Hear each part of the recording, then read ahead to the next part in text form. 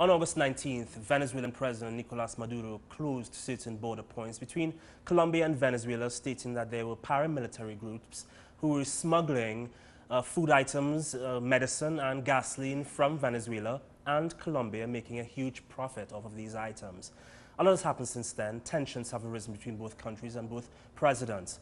Well, we need to get a perspective on how this has happened and what's going to take place from here on out. We have with us international relations specialist Adriana Guzman, who's going to give us some insight into what's been happening. Thank you so much for being here, Adriana. Thank you. Thank you so much. It's a pleasure, Reagan. Awesome, thank you. Well, let's give some context first, some historical context.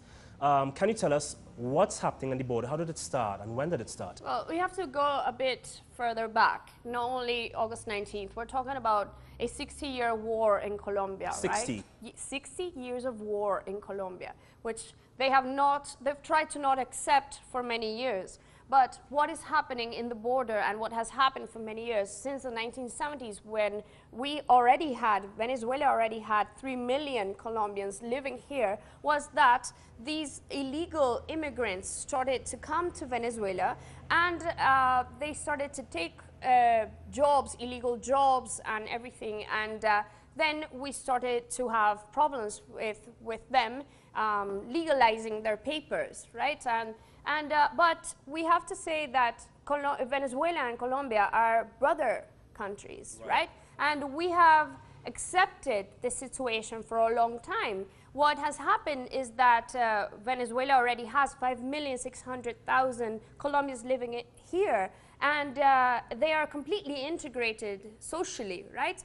But in the border, we have a very serious situation going on since, I would say, at least 10 years ago.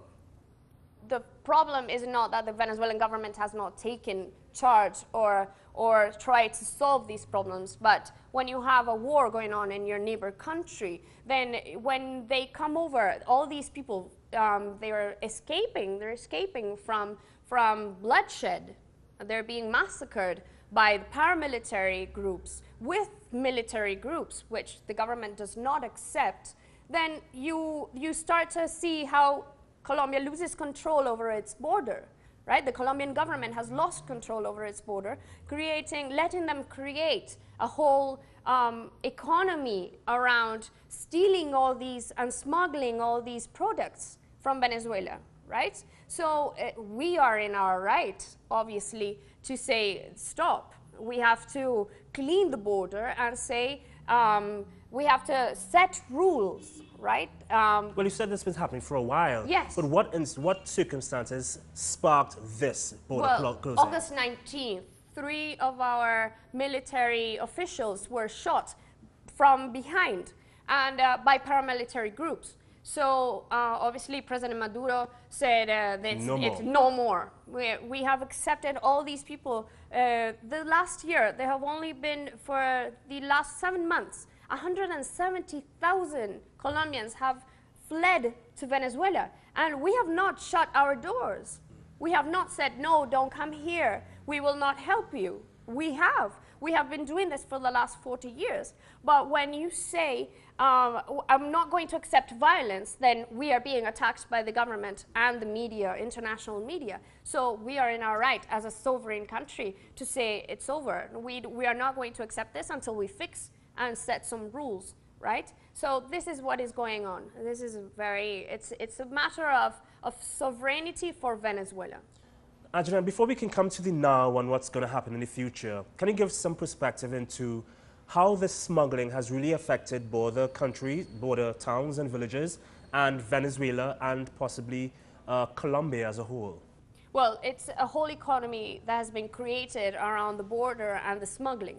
It's not only the basic goods. You can find from cement to toothpaste, shampoo, toothpaste, food, all sorts of food. I mean, there are millions of things that we do not find anymore inside Venezuela because all these people that have been smuggling from here to the border are gaining 10 times what they can sell here. I mean, they take all those goods to Colombia and they get 10 times more money in Colombia than in Venezuela. So it's obvious that when you talk about the border control and what is going on economically, it's affecting Venezuela completely. I mean, obviously it's very difficult to control 2,200 kilometers, 9 kilometers of border, and the crossing of Colombians to Venezuela and Venezuelans to Colombian, but also, I mean, even more the Colombians to Venezuela, is that it's permeable. It's 2,200 kilometers that we have protected in a very large amount, right, in a large context, right? But it's very difficult. And then you have the parallel dollar, which has been created to create like a whole new currency within Venezuela because of the exchange control that the government has had. So it doesn't lose all the U.S. currency that it gains from the oil prices and all the oil sales, right? So you have a whole economic system created around the smuggling of goods in Venezuela. And of course, this has contributed extensively, because I've been in Venezuela for possibly a month and a half already, and the food shortages are extensive. Well, it depends, because there are a lot of things that you can find, but then you can't find soap, or you cannot find shampoo. And then we see, in teleSUR, we had images yesterday and the whole week in Cúcuta, which is north of Santander in Colombia, and it's amazing how you have everything that you cannot find here, and all those basic goods, they're stolen. 80%, even they tell you that 80% of what they sell is Venezuelan. Now, all of what you're saying and all that we've seen in Venezuela gives some serious power to these paramilitaries. They're smuggling a lot of stuff. Can you give some history to these groups of militants, you can call them? Oh, well, I would call them violent groups, because the paramilitary were created to exterminate the Colombian people when they united against the conservatives and the liberals in Colombia in the 1940s, right? After Eliezer Gaitán was he was going to be elected president of Colombia with the votes of the people, he was assassinated by the conservatives and the liberals. And so these groups were created to control the people of Colombia. In the 1960s, they were trained by the USA, and to turn them into parallel military groups. That's why they're called paramilitary. And so after that, they started gaining control and a lot of power in Colombia. We have to take into consideration that the 1970s was a very traumatic time for Colombia, because it was the drug trafficking started, right? And so everything united, the guerrillas, the paramilitary, and the drug trafficking all started to shock between one another, right? So the government of Colombia started to lose control every day in their own territory.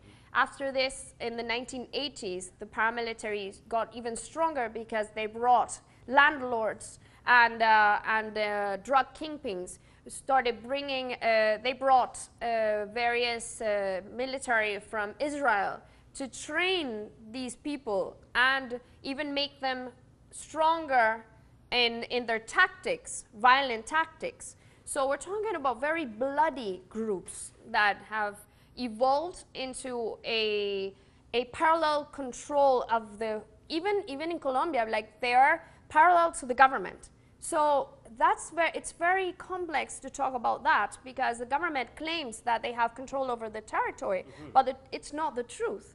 They have a lot of power over different towns and areas of the country, for example, the border in Colombia. That's why the government never goes there, and there's a lot of unemployment and drugs and trafficking and smuggling, and all that is going on because the paramilitary are the ones to have control over those territories. You said that the paramilitaries were, I don't want to say financed, but they got U.S. support previously. And there were reports that the paramilitaries now were affiliated closely with previous president Alvaro Uribe. Who controls them now? Who do you think?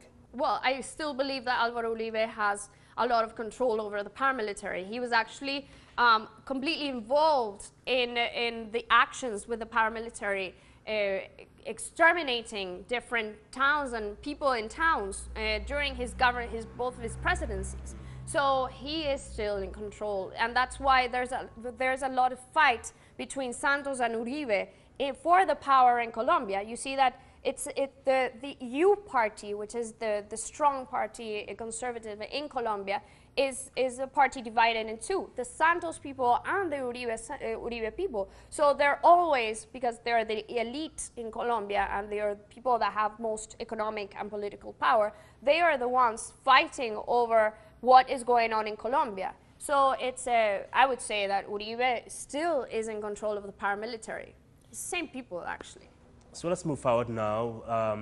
The Colombian foreign minister had gone to speak with UN Secretary General Ban Ki-moon. I'm not sure if we've gotten what has come out of that conversation. And now its Venezuelan counterpart, Delcy Rodriguez, also went to New York to chat with Ban Ki-moon. Do you think the UN can help resolve this? Other countries around the region have also suggested, listen, we can come and help you guys solve this issue. Do you think the help would be welcomed, and would it solve anything? In Venezuela, it's completely welcome. President Maduro spoke about UNASUR and Brazil and Argentina being involved in talks with Santos. Even last night, President Maduro said, okay, Santos, let's meet somewhere and start solving this problem. About the UN, I would say that this is an issue, a regional issue. I believe that we can go to regional stances to talk, right? Before to another level. I believe that we can solve our problems, but Colombia is not willing to go to the regional stances, the right regional stances, where they know that everyone is going to tell them, what are you talking about human rights? The first country that should not be claiming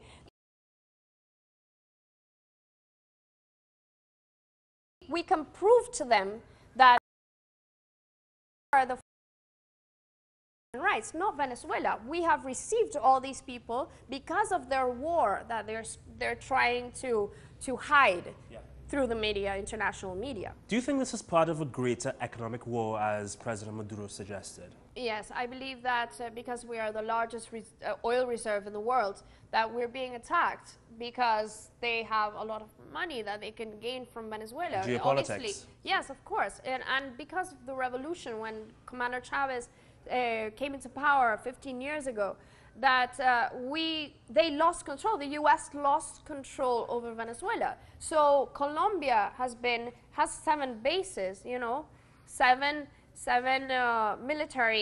U.S. military bases. So we know very well that we're being attacked not only by Colombia and the paramilitary, but by the USA, who want our oil and our resources. And we have stopped them. They know that they don't have control over Venezuela. So that is why they have attacked us in so many different ways in the last 15 years. And this time it's been very tough for the Venezuelan people. In the last 3 years, we've had the guarimbas, which was the last year's destabilization of the country, right? And who did that? The paramilitary groups in Venezuela, because they are in Venezuela, and we proved it, right? And then we have the economic crisis. Why? Because not only the parallel dollar has been created through the border and the stealing of currency from Venezuela, and all the smuggling that has come behind that with the different products and everything that we spoke about already, but because we are facing, it's a matter of taking out everything that they can, so the people get to a point where there is social unrest and they can take over power. And that's what their real objective has been. So that's why Venezuela is saying, stop, we have to get you out, and we are not going to accept the situation. So going back to the border now, the president, the Venezuelan president, has closed border points. It's open for certain people at certain times. And he said that he's been saving Venezuela a certain amount of money. Can you elaborate on what exactly we been saving? It's been it's $2,500,000 US only in 3 weeks from the gasoline smuggling that we've saved. And he has not given any amount of what we're saving in basic products, in everything else that has been smuggled. So it's huge for us to realize. And even you go on the streets and everybody is talking about it, because even though everybody knew that it was going to Colombia and it was being stolen and smuggled from Venezuela to Colombia, it's so evident. You know, we're seeing it everywhere, and we see how cameras go to Cucuta and to the whole border, and even Bogota. You go to Bogota and you find Venezuelan products. This is amazing for us, and we've been going through this whole situation in lines in supermarkets and trying to find why. Because we are maintaining not one country, it's 3 countries. It's one, because it's the Venezuelans. It's the paranoia that they have created for Venezuelans, because we're buying more than what we need to just have it at home, because we're frightened that next day we're not going to find it at the supermarket. But it's not the government's problem. It's not their fault. It's because, and the 3rd country is Colombia, because they're living through our products and our groceries and all that we have here. And that's amazing, because in the end, what are we doing? We're destroying our economy. Not us, but they are taking us where they want to lead us, which is social unrest. Well, a lot of focus has been placed on Colombia, but there are other border countries. There's Guyana, there is Brazil. Is Colombia the only place where goods are being smuggled out of Venezuela? Well, evidently and in an open way, yes, because we have not proven as yet that that's being done to Guyana, because Guyana, the territory is not, it's not populated. It's not the same as the border, the 2,200 line kilometers with Colombia, which are completely populated. All the border in Colombia, between Colombia and Venezuela, is populated. So it's different, it's a different context for what we're claiming from Guyana, which is the Essequibo, the Guayana Essequiba, which is the territory that we historically claim, and it's Venezuelan. But it's a different type of issue with Colombia. I understand that President Maduro has told about 1,400 Colombians to leave Venezuela, and I know that thousands more chose to cross the river on their own and just leave willingly. Do you think this entire situation is being handled well by the president? Yes, I believe so, because the 1,400 that were deported to Colombia were illegal immigrants, right? And they are being protected by our government until they're taken to Colombia and they're received by the Colombian government. The rest that have voluntarily left is not because they're fleeing afraid. No, it's because they know that if they leave through our border control, they cannot come back to Venezuela for 2 years. So they go out, they go through the green routes to be able to come back when they feel secure that they're not going to be caught by the military and going to be sent through the legal border. Because when they go through the legal border, they have to sign that they're leaving Venezuela. And for 2 years, they cannot come back to Venezuela. But in a 2,200 kilometer lined kilometer border, it's very difficult for us to control who comes in and who comes out. That's why the president is saying that we have to sane the border. That we have to take out the paramilitary, we have to militarize, and we have to take more control, because we don't know who is coming in and who's coming out. And that's why all these products and all this are coming out from Venezuela. So it's complex, but I believe that we are handling it properly. We are respecting human rights, and we're asking Colombia to take back their people. But we know very well that that's a whole different issue for Colombia, because it's accepting that all these people flee because of the war. And the government loses popularity, because they say, okay, we know that all these people are fleeing, but why are you going to take them back? It's very selfish, but it's the truth. So for us, it's difficult, because we say, okay, we can help you. You can come over to Venezuela, and we can give you social welfare, because we're giving a lot of social welfare to these people. And we know we have not had had differences like racial differences with Colombians, and they're completely integrated in Venezuela. 1 of 5 citizens is Colombian. So in Venezuela? In Venezuela. That's high. It's very high. Yeah. So it's how media is handling the whole situation. It's not, I believe that the government is doing the right thing. In terms of, I know you said that you don't necessarily have those figures other than the gasoline figures in terms of what we're saving there. But do you think that Venezuela has been seeing a change in the products that have no longer been smuggled across? Are we seeing less shortages in some places in Venezuela at all? Well, yes, but that's going to be we're going to see this, I think, in a few months, yeah, because things are starting to appear suddenly, right? You started, for example, today you can see chicken in some places that you didn't see, or you see shampoo in another place, but still there's a whole thing going on around the economy because they have programmed people for you know, to look for these, yeah, different products and go crazy and buy a lot of them, right? So I think that until people start to calm down and say, okay, well, if I see everything, which is our right to see everything because we, you know, we're a free country and we import and we produce all these different things, then, you know, people are going to start slowing down and start, you know, you're going to see more. Right. You're going to see more, and companies, and that's one thing that we have to take into consideration. It's not only that Venezuela, it's not the Colombians only that have been smuggling. It's the companies, the private companies in Venezuela that have also contributed to this, because there's a whole thing going on between them because they are making a lot of money through smuggling also. So it's a whole issue that the government is trying to see, well, you have to take out the products and stay, you know, leave them in Venezuela. You're not going to be smuggling out. So it's an economic war that has been going on against the government also. So then it's two sides to this. They have the paramilitaries and the corporations. Yes. Is there anything else contributing to the food shortages?